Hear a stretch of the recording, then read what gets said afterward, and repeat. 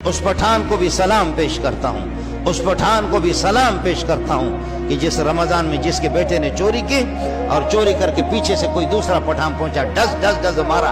दूसरी गाड़ियों को तो उन्होंने लूट लिया, लेकिन उनको डस डस एक और पठान ने मार दिया उनको, और वो फिर जाकर के उधर मरे, मुर्दार हो गए।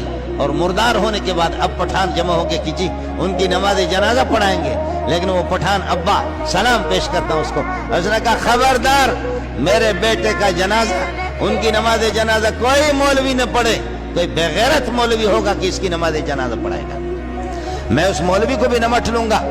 कोई मौलवी मेरे बेटे की नमाज जनाजा न पढ़ाए, लोग उसकी नमाज जनाजे में शरीक भी न हो जाए, मैं कफन के पैसे भी नहीं दूंगा, हमारे कब्रिस्तान में भी उसको दफन न करो। मैंने इस बेगैरत को कई दफा कहा कि माएँ और बहनें और यह कि बेटियां, उनका एहतराम किया जाए और खल्क़ खुदा का एहतराम किया जाए। खल्क़ खुदा के, आप यह है कि खल्क़ खुदा की बददुआओं से डरो, खुदा का खौफ रखो।